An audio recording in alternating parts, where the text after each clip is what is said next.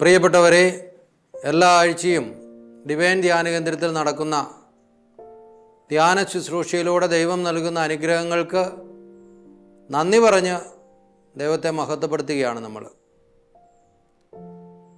തൻ്റെ വചനത്താൽ കർത്താവ് സകലരെയും ആശ്വസിപ്പിച്ചു, സൗഖ്യപ്പെടുത്തി, സമാധാനത്തിലും സന്തോഷത്തിലും നിറച്ചു. ഇന്നും അതേ കൃപകളാണ് കർത്താവ് നമുക്ക് നൽകിക്കൊണ്ടിരിക്കുന്നത്. ഓരോ ആഴ്ചയും നടക്കുന്ന ധ്യാനത്തിലൂടെ നമുക്ക് ലഭിക്കുന്ന അനുഗ്രഹങ്ങളും ഇത് തന്നെയാണ്. ഈ ഡിവൈൻ ബ്ലെസ്സിങ് എന്ന ശുശ്രൂഷയിലേക്ക് എല്ലാവരെയും ഒത്തിരി സ്നേഹത്തോടെ സ്വാഗതം ചെയ്യുന്നു. പ്രിയപ്പെട്ടവരെ, യാക്കോബ് ശ്ലീഹായുടെ ലേഖനം 4-ാം അധ്യായം 10-ാം തിരുവചനം പ്രകാരമാണ് നമ്മൾ കാണുന്നത്. നിങ്ങൾ താഴ്മയോടെ നിൽക്കുവിൻ, കർത്താവ് നിങ്ങളെ ഉയർത്തും. നിങ്ങൾ താഴ്മയോടെ നിൽക്കുക, അവിടുന്ന് നിങ്ങളെ ഉയർത്തും. പ്രിയപ്പെട്ടവരെ, നമ്മെ ഉയർത്തുന്നവനാണ് കർത്താവ്. താഴ്മയോടെ നിൽക്കുമ്പോൾ, എളിമയോടെ നിൽക്കുമ്പോൾ ദൈവം നമ്മെ കൈപിടിച്ചുയർത്തും. വചനം നിറഞ്ഞ് കർത്താവിൻ്റെ വചനങ്ങൾ സ്വീകരിച്ച് പ്രാർത്ഥനയിൽ കർത്താവിനോട് ചേർന്ന് നിൽക്കുന്നവർക്ക് അവൻ നൽകുന്ന അനുഗ്രഹമാണിത്. അവനോട് ചേർന്ന് നിൽക്കുക, അവൻ നിങ്ങളെ ഉയർത്തും. അപ്പോൾ ഈ ഒരാഴ്ച ഈശോ നൽകിയ എല്ലാ അനുഗ്രഹങ്ങൾക്കും നന്ദി പറഞ്ഞ് അവനോട് ചേർന്ന് നിന്ന് താഴ്മയോടെ തുടർന്നും അനുഗ്രഹങ്ങൾ പ്രാപിക്കുവാനായിട്ട് നമുക്ക് പരിശ്രമിക്കാം. അടുത്ത ആഴ്ച നടക്കുന്ന ധ്യാന ശുശ്രൂഷയിലേക്ക് എല്ലാവരെയും ഒത്തിരി സ്നേഹത്തോടെ സ്വാഗതം ചെയ്യുന്നു. ഈശോ നമ്മെ അനുഗ്രഹിക്കട്ടെ.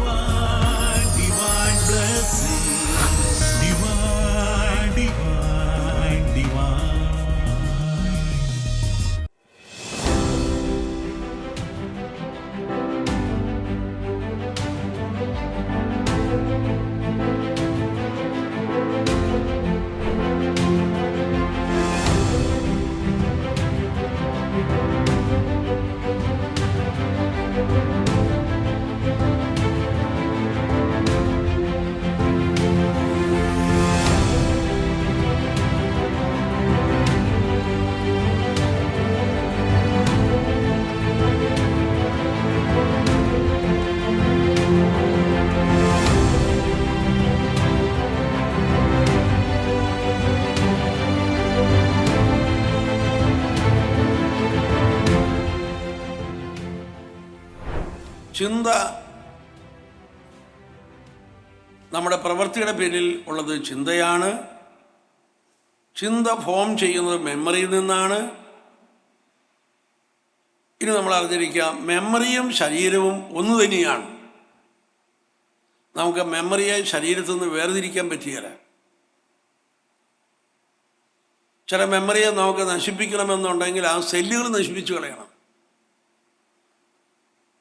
കമ്പ്യൂട്ടറിന് ഡിലേറ്റ് സിസ്റ്റം ഉണ്ടെങ്കിലും നമ്മുടെ തലച്ചോറിന് ഡിലേറ്റ് സിസ്റ്റം ഇല്ല.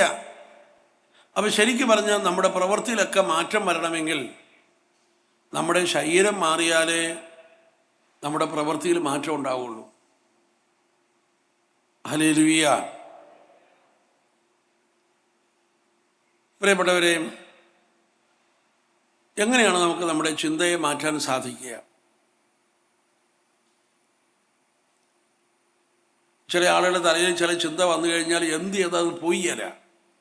പോട്ടെ എന്ന് പറയുന്നു, അത് വീണ്ടും കയറി വരുന്നു, വീണ്ടും അത് കയറുന്നു, വീണ്ടും അങ്ങനെ ചിന്തയുമായിട്ട് എന്താണ് മല്ലിട്ടുകൊണ്ടിരിക്കുന്ന ആളുകളുണ്ട്.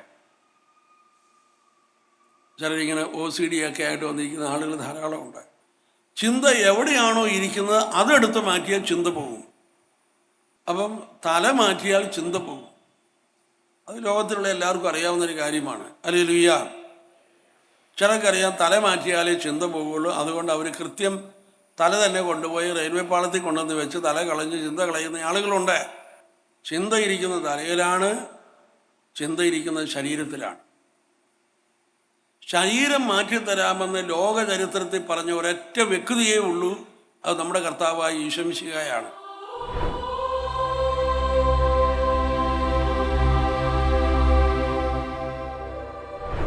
ഹല്ലേലൂയ. ഹല്ലേലൂയ. യേശുവേ നന്ദി. യേശുവേ നന്ദി. ഹല്ലേലൂയ. ഹല്ലേലൂയ.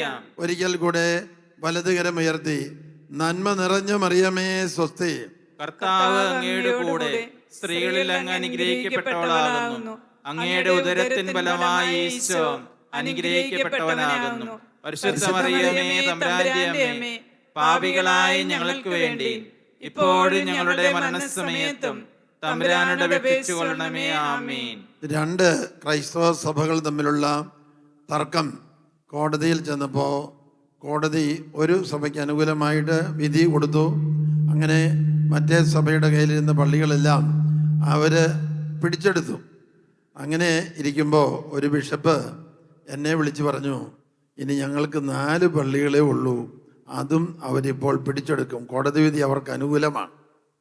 അപ്പോൾ ഞാൻ ഫോണിൽ കൂടെ പറഞ്ഞു, നിങ്ങളുടെ സഭക്കാരായ ആൾക്കാരോട് ജപമാല ചെല്ലാൻ പറയാൻ പറഞ്ഞു. അപ്പോൾ അദ്ദേഹം ബിഷപ്പ് പറഞ്ഞു, ഞങ്ങളുടെ ആൾക്കാർക്ക് ഇങ്ങനെ ജപമാല ചെല്ലാൻ അറിയത്തില്ല എന്ന് പറഞ്ഞു. അങ്ങനെയാണെങ്കിൽ ഞാൻ പറഞ്ഞു, 1000 നന്മ നിറഞ്ഞ മറിയം ചെല്ലാൻ, അത് ഞങ്ങളുടെ ആൾക്കാർ ചെയ്തോളൂ എന്ന് പറഞ്ഞു. അങ്ങനെ 4 ദിവസം കഴിഞ്ഞപ്പോൾ ബിഷപ്പ് എന്നോട് സംസാരിച്ചു. പള്ളി പിടിക്കാൻ വന്നവരൊക്കെ ഒരു എതിർപ്പും കൂടാതെ തിരിച്ചുപോയി. Hallelujah, hallelujah. അപ്പം നന്മ നിറഞ്ഞ മറിയമേ എന്ന പ്രാർത്ഥനയ്ക്ക് പൈശാചിക ശക്തികളുടെ മേൽ അധികാരമുണ്ട്. ഹല്ലേലൂയ.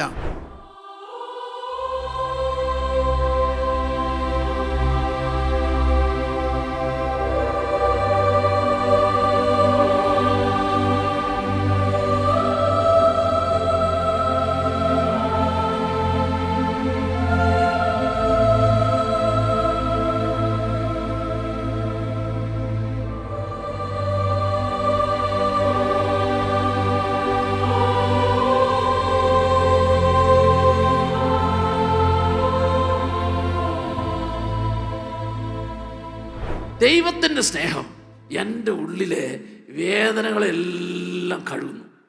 ദൈവത്തിൻ്റെ സ്നേഹം എൻ്റെ ഉള്ളിലെ വേദനകളെല്ലാം കഴുകുന്നു.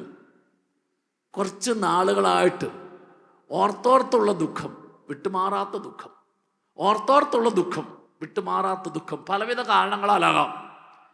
അപകടം സംഭവിച്ചതിൻ്റെയോ, അപ്രതീക്ഷിതമായ മരണം സംഭവിച്ചതിൻ്റെയോ, നഷ്ടം സംഭവിച്ചതിൻ്റെയോ, പരാജയം സംഭവിച്ചതിൻ്റെയോ, കുടുംബത്തിലെ പ്രശ്നം മൂലമോ, അങ്ങനെ വിട്ടുമാറാത്ത ദുഃഖം, ഓർത്തോർത്തുള്ള ദുഃഖം. ഈ 2 കാര്യങ്ങൾ, അതായത് ഓർത്തോർത്തുള്ള ദുഃഖം, വിട്ടുമാറാത്ത ദുഃഖം. അപ്പം ഈ ദുഃഖം, വേദന, ഇതിനെ എപ്പോഴും കഴുകുന്നത് ദൈവത്തിൻ്റെ സ്നേഹമാണ്. അപ്പോൾ ദൈവത്തിൻ്റെ സ്നേഹം എല്ലാ ദുഃഖത്തെയും കഴുകുന്നു. 2, എല്ലാ വേദനകളെയും കഴുകുന്നു. 3, ദൈവത്തിൻ്റെ സ്നേഹം മനസ്സിലെ എല്ലാ മുറിവുകളെയും കഴുകുന്നു. ദൈവത്തിൻ്റെ സ്നേഹം മനുഷ്യൻ്റെ മനസ്സിലെ എല്ലാ മുറിവുകളെയും കഴുകുന്നു. 4, ദൈവത്തിൻ്റെ സ്നേഹം മനുഷ്യൻ്റെ എൻ്റെ എല്ലാ രോഗത്തെയും കഴുകുന്നു.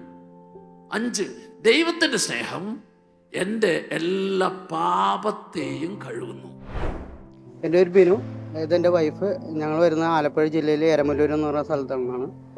ഞങ്ങൾക്ക് ഒരു ഡിവോഴ്സിൻ്റെ ഒരു വക്കത്ത് വന്ന് നിൽക്കുകയായിരുന്നു ഞങ്ങളുടെ ലൈഫ്. അത് ഞങ്ങൾക്ക് ഈ ഒരു ധ്യാനം കൂടിയോടി ഞങ്ങൾക്ക് അതിൽ നിന്നും പിന്മാറാൻ പറ്റി. ഞങ്ങൾക്ക് ഇനി മുന്നോട്ട് ഞങ്ങളുടെ കുടുംബം നല്ല രീതിയിൽ കൊണ്ടുപോകുന്നുണ്ട്. അതിന് ഈശോ ഞങ്ങൾക്ക് നല്ല രീതിയിൽ സഹായിച്ചിട്ടുണ്ട്. അതിന് ഈശോയ്ക്കും എല്ലാവർക്കും നന്ദി പറയുന്നു. അപ്പോൾ ഇവിടെ ആദ്യമായിട്ടാണ് ഞങ്ങൾ ധ്യാനം കൂടാനായിട്ട് വരുന്നത്. അപ്പോൾ ഞങ്ങളുടെ ലൈഫിൽ പെട്ടെന്ന് ചെറിയൊരു പ്രശ്നങ്ങളൊക്കെ വന്നു. പക്ഷേ ഈ ധ്യാനം കൂടി കഴിഞ്ഞപ്പം വലിയൊരു നിറവാണ്. അല്ലാതെ തന്നെ ഞങ്ങളുടെ ജീവിത സാക്ഷി, ഈശോൻ്റെ സാക്ഷിയായിട്ട് ജീവിച്ച ഫാമിലിയാണ്. അപ്പോൾ പെട്ടെന്ന് ചില പ്രശ്നങ്ങൾ കടന്നു വന്നു. അത് പൈശാചിക തിന്മകളുടെ ഇതിൽ നിന്നും ഉണ്ടായതാണ്. അപ്പോൾ അതിൽ നിന്നൊക്കെ രക്ഷ പ്രാപിച്ച് ഞങ്ങൾക്ക് വീണ്ടും പ്രത്യാശയുടെ ഒരു ഈ ധ്യാനത്തിലൂടെ നമുക്ക് നേടാൻ പറ്റി. അപ്പോൾ നമുക്ക് ജീവിതത്തിലേക്ക് തിരിച്ചു വരണമെങ്കിൽ ഇങ്ങനെ ഒരു നവീകരണ ധ്യാനമൊക്കെ കൂടി നമുക്ക് തിരിച്ചു വരാനുള്ളൊരു എല്ലാവരിലേക്കും ഒരു പ്രത്യാശ കൊടുക്കുന്ന ഒരു ധ്യാന കേന്ദ്രമാണ് ഇത്. അപ്പോൾ ഇങ്ങോട്ട് എല്ലാവരും വരിക. ഒരു ഈശോയുടെ ഒരു പുതിയ സൃഷ്ടിയായി നമുക്ക് തിരിച്ചു പോകാൻ പറ്റും. അപ്പോൾ ആ ഒരു ഉണർവ് ഞങ്ങൾക്കുണ്ട്. അപ്പോൾ ഞങ്ങളെയും അതുപോലെ എല്ലാവരെയും ഈശോ അനുഗ്രഹിക്കട്ടെ. പുകവലി എന്നോട് ഒരിക്കലും ചേട്ടൻ വെല്ലുവിളിച്ച് ചോദിച്ചു, അച്ഛൻ മദ്യപിക്കുന്ന പാപാന്നുണ്ട്, പുകലിക്കുന്ന പാപാന്നുണ്ടോ എന്ന് ചോദിച്ചു ബൈബിളിൽ. എനിക്ക് വചനത്തിനൊരു പഞ്ഞമില്ലാത്തതുകൊണ്ട് ഞാനങ്ങ് പറഞ്ഞു. ചേട്ടാ AC 50:11 എടുത്ത് വായിക്കാൻ പറഞ്ഞു. AC 50:11 കേട്ടോ. തീ കൊളുത്തുകയും തീക്കൊള്ളി മിന്നിക്കുകയും ചെയ്യുന്നവരെ, നിങ്ങൾ കൊളുത്തിയ തീയുടെയും മിന്നിച്ച തീക്കൊള്ളിയുടെ പ്രകാശത്തിൽ സഞ്ചരിച്ചു കൊള്ളുവൻ. നിങ്ങൾ പീഡനമേറ്റ് തളർന്നു കിടക്കും, ഇതാണ് ഞാൻ തരുന്ന പ്രതിഫലം. എത്ര വ്യക്തമാണ്. തീ കൊളുത്തുകയും തീക്കൊള്ളി മിന്നിക്കുകയും ചെയ്യുന്നവരെ, നിങ്ങൾ കൊളുത്തിയ തീയുടെയും മിന്നിച്ച തീക്കൊള്ളിയുടെയും പ്രകാശത്തിൽ സഞ്ചരിച്ചു കൊള്ളി, നിങ്ങൾ പീഡനമേറ്റ് തളർന്നു, ഇതാണ് ഞാൻ തരുന്ന പ്രതിഫലം. ശിക്ഷയുണ്ട്. ആരോഗ്യമുള്ളപ്പോൾ പണം കൊടുത്ത് വലിച്ചു, സമ്പത്തുള്ളപ്പോൾ പണം കൊടുത്ത് വലിച്ചു. പിന്നെ കുറച്ച് കഴിയുമ്പോൾ പണം കൊടുക്കാതെയും മരിക്കാൻ പറ്റും. മനസ്സിലായില്ലോ എന്ത് രോഗം വരിക എന്ന്. വലിക്കാം. അതുകൊണ്ട് അച്ഛൻ ആദ്യത്തെ ദിവസം ഇതൊക്കെ ഉപേക്ഷിക്കാൻ പറഞ്ഞത്. Price the Lord. ഇതൊക്കെ ശരീരത്തിലെ പാപങ്ങളാണ്. തമ്പുരാൻ്റെ ബലിപീഠത്തിൽ ഉപേക്ഷിക്കണം. എലി ചെയ്ത 4ാമത്തെ കാര്യം, 3 പ്രാവശ്യമായി 4 കുടം വെച്ച് 12 കുടം വെള്ളമൊഴിച്ച് നനച്ച് കുതിർത്ത് വെച്ചു. ഇത് കണ്ടപ്പോൾ ബാലിൻ്റെ പ്രവാചകൻ കൂവി വിളിച്ചു, വിട്ടി ഫൂൾ, വിട്ടി ഫൂൾ. ഈ ബലിപീഠത്തിലും ബലിപീഠത്തിലും 12 കുടം വെള്ളമൊഴിച്ച് നനച്ച് കുതിർത്ത് വെച്ച ഏലിയാ, ഒരു വിട്ടിയല്ലടാ, എങ്ങനെ അഗ്നി ഇറങ്ങി ഇത് ചുട്ടുകരിക്കും? പക്ഷെ ഒരു സത്യം ഞാൻ തിരിച്ചറിഞ്ഞു. ദൈവമേ, ഇതിൻ്റെ വ്യാഖ്യാനം എന്താ? തമ്പുരാൻ തന്ന വ്യാഖ്യാനം വിശ്വാസത്തോടെ ചെയ്ത ഒരു പ്രവൃത്തി. Price the Lord. ഏലിയ വിശ്വാസത്തോടെ ചെയ്ത പ്രവൃത്തി എന്ന് പറഞ്ഞാൽ 12 കുടം വെള്ളം ഒഴിച്ച് ബലിപീഠം ബലിവസ്തു നനച്ച് കുതിർത്ത് വെച്ചാൽ ഐ ബിലീവ്, ഞാൻ വിശ്വസിക്കുന്നു, എൻ്റെ യഹോവയ്ക്ക്, ഇസ്രായേൽ സൈന്യങ്ങളുടെ കർത്താവായ ദൈവത്തിന്, അബ്രഹാത്തിന്, ഇസഹാക്കിന്റെ, യാക്കോബിന്റെ ദൈവത്തിന് ഈ ബലിപീഠത്തിലും ബലിവസ്തുവിലും അഗ്നി ഇറക്കി കൊണ്ടുവരാൻ കഴിയും, ദഹിപ്പിക്കാൻ കഴിയും. This is my faith.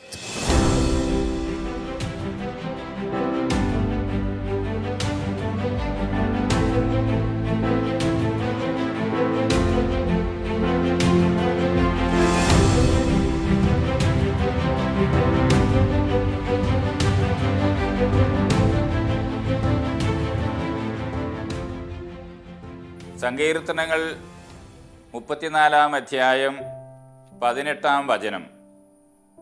ഹൃദയം നുറുങ്ങിയവർക്ക് കർത്താവ് സമീപസ്ഥനാണ്, മനമുരുകിയവരെ അവിടുന്ന് രക്ഷിക്കുന്നു. പ്രിയപ്പെട്ട സഹോദരി സഹോദരന്മാരെ, മനുഷ്യജീവിതം എപ്പോഴും സുഖദുഃഖ പൂരിതമാണ്. ഒത്തിരിയേറെ സങ്കടങ്ങളും വേദനകളും അനുഭവിക്കുന്നവരാണ് നാം ഒക്കെയും. പക്ഷേ അങ്ങനെയുള്ള സന്ദർഭങ്ങളിൽ ദൈവത്തിൻ്റെ ഒരു സാന്നിധ്യം ലഭ്യമാകാൻ, ഒരു സ്പർശനം ലഭ്യമാകാൻ നാം ഏറെ ആഗ്രഹിക്കാറുണ്ട്. കർത്താവ് വചനത്തിലൂടെ നമ്മോട് അരുളി ചെയ്യുന്ന കാര്യം, നിങ്ങൾ ഹൃദയമൊരുകി എൻ്റെ സന്നിധിയിലേക്ക് വരിക, കരഞ്ഞുകൊണ്ട് എൻ്റെ അടുക്കിലേക്ക് വരിക, എൻ്റെ സാന്നിധ്യം നിങ്ങൾക്ക് അനുഭവിക്കാൻ കഴിയും. അതിലേറെ ഞാൻ കൊണ്ടുവന്ന രക്ഷയുടെ അനുഭവത്തിലേക്ക് ഞാൻ നിന്നെ പ്രവേശിപ്പിക്കാം എന്നാണ്. ഡിവൈൻ ധ്യാനകേന്ദ്രം നിങ്ങളെ എല്ലാവരെയും അങ്ങേയറ്റം സ്നേഹത്തോടെ ഈ ഒരു രക്ഷയുടെ അനുഭവത്തിലേക്കും ദൈവസാന്നിധ്യം നിരന്തരമായിട്ട് സ്വീകരിക്കുന്നതിലേക്കും ക്ഷണിക്കുകയാണ്. ഹൃദയമൊരുക്കി അവിടുത്തെ സന്നിധിയിലേക്ക് കടന്നു വരിക. തീർച്ചയായും ദൈവത്തിൻ്റെ അനുഗ്രഹം നിങ്ങളോടൊപ്പം ഉണ്ടാകും. ദൈവം നിങ്ങളെ അനുഗ്രഹിക്കട്ടെ. Praise the lord. എൻ്റെ പേര് പിയൂസ്. ഞാൻ കൊടുങ്ങല്ലൂർ സ്വദേശിയാണ്. കൊടുങ്ങല്ലൂർ സെൻറ് തോമസ് ചർച്ചിലെ കപ്പയാരാണ്. എൻ്റെ ഭാര്യ മരിച്ചതിന് ശേഷം എൻ്റെ മക്കൾ 2 പേരും സ്ഥലത്തില്ല. അതുകൊണ്ട് ഞാൻ ദുഃഖിച്ച് കഴിയുകയായിരുന്നു. ഭാര്യയുടെ മരണം എന്നെ കുറച്ച് ഒക്കെ വിഷമിച്ചിട്ടുണ്ടായിരുന്നു. എന്നിരുന്നാലും ഇവിടെ വന്ന് അതിനെക്കുറിച്ചുള്ള ക്ലാസ്സുകളെല്ലാം കേട്ട് കഴിഞ്ഞപ്പോൾ എനിക്ക് നല്ലൊരു ബോധ്യമുണ്ടായി. മരിച്ചവർക്ക് വേണ്ടി ദുഃഖിക്കേണ്ട ആവശ്യമില്ല, നിങ്ങൾ അവർക്ക് വേണ്ടി പ്രാർത്ഥിച്ചാൽ മതിയെന്ന്. മൊത്തത്തിൽ എല്ലാ കാര്യത്തിലും നല്ല രീതിയിൽ തന്നെയാണ് എനിക്ക് മനസ്സിലായത്. എൻ്റെ ഒരു ഈ സൈഡ് ഇടയ്ക്കിടയ്ക്ക് വേദനകൾ ഉണ്ടാവാറുണ്ട്, കാലിനും മരവിപ്പ് ഉണ്ടാവാറുണ്ട്. അപ്പോൾ കുറച്ചൊക്കെ കുറഞ്ഞിട്ടുണ്ട്. എന്നിരുന്നാലും വളരെ സന്തോഷവാനായിട്ടാണ് ഞാൻ ഇപ്പോൾ നിൽക്കുന്നത്. Price the Lord.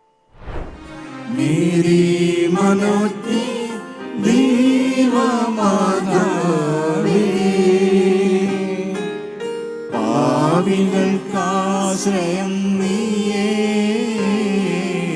ഞങ്ങൾക്കഭയം നീയേ, ഞങ്ങൾക്കഭയം നീയേ. Divine, divine, divine blessing. Divine, divine, divine. എൻ്റെ പേര് സ്കറിയ. ഞാൻ മൂവാറ്റുപുഴ ആറൂരിൽ നിന്ന് വരുന്നു. വളരെ നല്ല ധ്യാനമായിരുന്നു. വളരെ മാനസികമായിട്ടുള്ള സമ്മർദ്ദങ്ങൾ കുറഞ്ഞു കിട്ടി. അതുപോലെ പ്രശ്നങ്ങളെല്ലാം പരിഹരിച്ചു തോന്നലുണ്ടായി. അമിത മദ്യപാനശീലം ഉണ്ടായിരുന്നു, അതിൽ നിന്ന് മോചനം കിട്ടി. ശരിക്കും പരിശുദ്ധാത്മാവിൻ്റെ കൃപാവരം കിട്ടിയിട്ടുണ്ട്. ശരിക്കും ഇനി എങ്ങനെ മുമ്പോട്ട് പോകണം എന്നുള്ള കാര്യത്തെപ്പറ്റി അച്ഛൻ വളരെ നല്ല ക്ലാസ്സുകൾ എടുത്തുകൊണ്ടിരുന്നത്. അതിൽ ഒരു 4-1 ഗ്രഹിച്ചു കഴിഞ്ഞാൽ ഓരോ വ്യക്തികൾക്കും വളരെ നല്ല രീതിയിൽ മുമ്പോട്ട് പോകാൻ പറ്റും, മുഴുവൻ ആയില്ലെങ്കിൽ പോലും. പിന്നെ വല്ലപ്പോഴും ഞാനൊരു 2-3 മാസം കൂടെ വീണ്ടും വരാറുണ്ട്. വീണ്ടും ഞാൻ ഇനി ഇവിടെ ധ്യാനം കൂടെ വരണം എന്നാണ് ആഗ്രഹിക്കുന്നത്.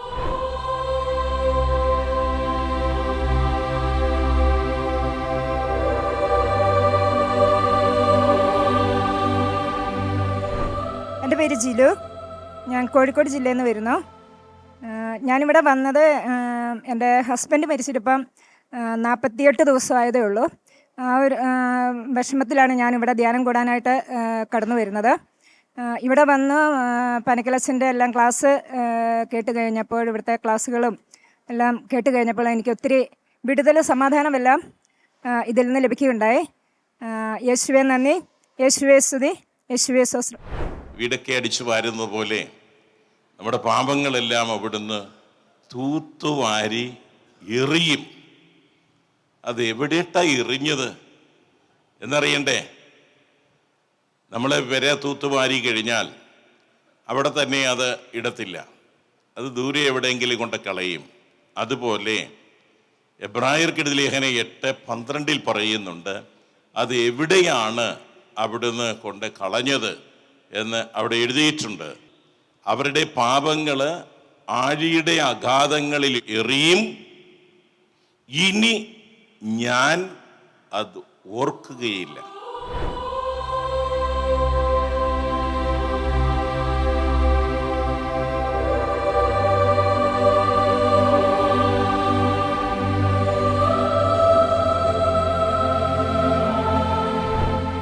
അങ്ങനെ വിവിധ വേഷങ്ങളിൽ, വിവിധ ഭാഷകളിൽ, വിവിധ നിറങ്ങളിൽ, വിവിധ രുചികളിൽ. രുചിയുടെ കാര്യം പറഞ്ഞാൽ ഒരിക്കൽ എൻ്റെ കൊച്ചുമക്കൾ ഒരു സാധനം വാങ്ങിച്ചു. എന്നെ ചാച്ചാന്ന് വിളിക്കുക, ചാച്ചനത് കഴിക്കുകയെന്ന് പറഞ്ഞു. ദൈവമേ, ഞാൻ ആ മന്തി എന്നാണ് അതിൻ്റെ പേര്. ഞാനത് 2ആയിട്ട് ഇങ്ങനെ പൊളിച്ചു. ഞാൻ നിങ്ങളോട് നിങ്ങൾ മന്തി കഴിക്കാണ്ടിരിക്കാൻ പറയണതല്ല കേട്ടാ, അതിൻ്റെ ഉള്ളിൽ മുഴുവൻ പച്ചിറച്ചിയാണ്, പുറത്ത് കുറച്ച് മസാല ഉണ്ടെന്ന് മാത്രമേ ഉള്ളൂ. നമ്മൾ ധ്യാനം കൂടണ പോലെയാണ്. എൻ്റെ പേര് ലിയോ. ഞാൻ ജനിച്ചുകൊള്ളുന്നതൊക്കെ ബോംബെയിലാണ്, നാട് തൃശ്ശൂർ. ബോംബെനെ വന്നു. ഇവിടെ വന്നു കഴിഞ്ഞിട്ട് ധ്യാനം കൂടണം ഇങ്ങനെ ആകുമ്പോൾ നിർബന്ധം പറഞ്ഞു. ചെറിയൊരു ആക്സിഡൻ്റൊക്കെ ഉണ്ടായിരുന്നു. ആക്സിഡൻ്റൊക്കെ പെട്ട് 5 മാസം ഫുൾ ബെഡ് റെസ്റ്റിലായിരുന്നു. തീരും അനങ്ങാൻ പറ്റുന്ന ഒരു സിറ്റുവേഷൻ നിൽക്കണ്ടായിരുന്നേ. തിരിച്ച് ജോലിക്ക് പോകാൻ തുടങ്ങുന്ന മുമ്പ് അമ്മ പറഞ്ഞാണ് ഒന്ന് ധ്യാനം കൂടിയിട്ട് പോവാന്ന്. അങ്ങനെ ഏത് ധ്യാനത്തിൽ പോകണം അങ്ങനെ അമ്മയോട് ചോദിച്ചപ്പോൾ അമ്മ പറഞ്ഞതാ ഡിവൈൻ ധ്യാന കേന്ദ്രം ചാലക്കുടിയിൽ നമുക്ക് പോവാന്ന്. ബട്ട് മമ്മയ്ക്ക് വരാൻ പറ്റിയില്ല. ഞാൻ ഇങ്ങോട്ട് വന്നു. നല്ലൊരു അനുഭവം തന്നെയായിരുന്നു. എനിക്ക് കിട്ടിയ ഏറ്റവും വലിയ ഒരു അനുഗ്രഹം തന്നെ ഇവിടെ കിട്ടി. മനസ്സിന് ഭയങ്കര ഒരു വിഷമം ഉണ്ടായിരുന്നു, അതെല്ലാം മാറി ഒരു നല്ലൊരു സന്തോഷമായി കിട്ടി. നല്ലൊരു സങ്കടം ഉണ്ടായിരുന്നു, അതെല്ലാം എനിക്ക് മാറി കിട്ടി. ദൈവത്തിന് നന്ദി. അപ്പോൾ ദൈവത്തെ അനുകരിക്കണമെങ്കിൽ ദൈവം എങ്ങനെയാണ് ജീവിക്കുന്നതെന്ന് ദൈവം എങ്ങനെയാണെന്നും ഒക്കെ നമ്മളൊന്ന് മനസ്സിലാക്കി വെക്കണം. ഇപ്പം അപ്പനെ അമ്മയെ അനുസരിക്കുവാണെങ്കിൽ അപ്പനും അമ്മയും ജീവിക്കുന്ന പോലെ ജീവിക്കുന്ന മക്കളായിരിക്കും. നമുക്കറിയാമല്ലോ, നമ്മൾ പ്രാർത്ഥിക്കുന്ന ഒരു പ്രധാനപ്പെട്ട പ്രാർത്ഥനയാണ് അബ്രാഹത്തിൻ്റെയും ഇസ്ഹാക്കിൻ്റെയും യാക്കോബിൻ്റെയും ദൈവമേ എന്ന്.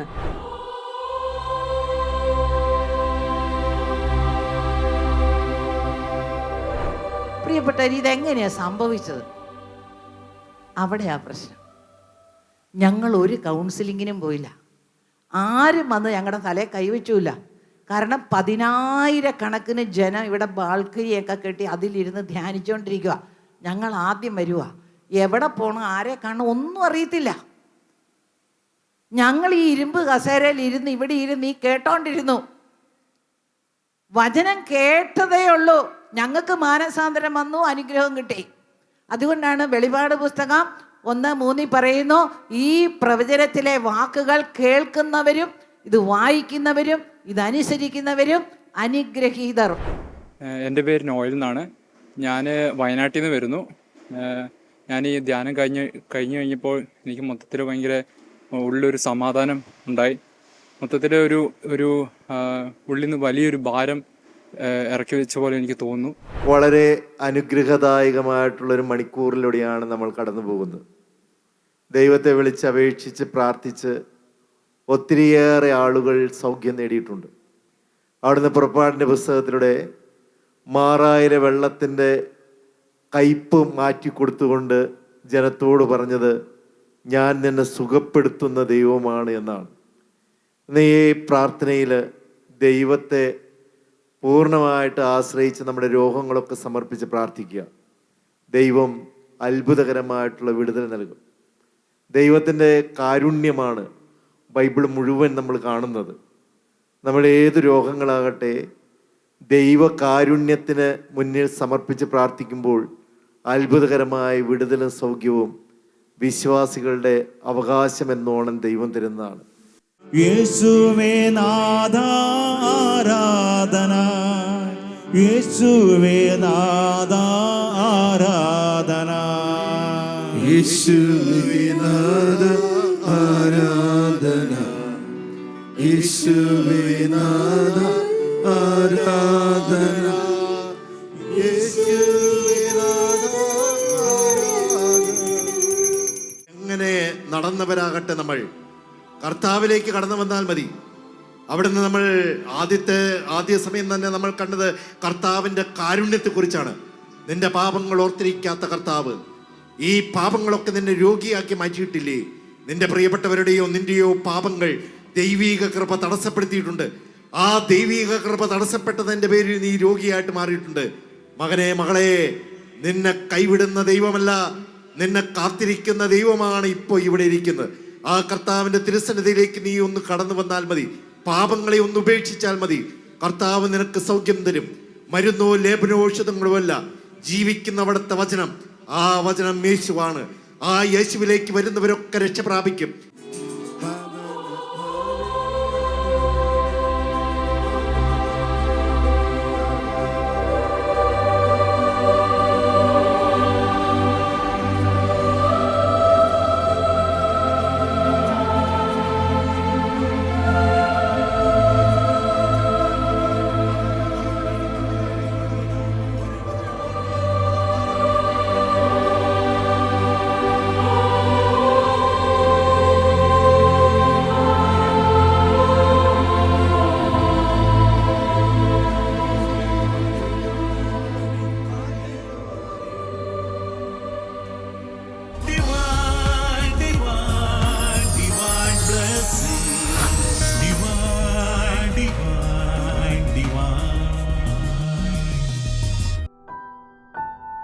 ഈശോയിൽ ഏറ്റവും സ്നേഹം നിറഞ്ഞ സഹോദരി സഹോദരന്മാരെ, കർത്താവ് ഓർപ്പിക്കുന്ന കാര്യമുണ്ട്.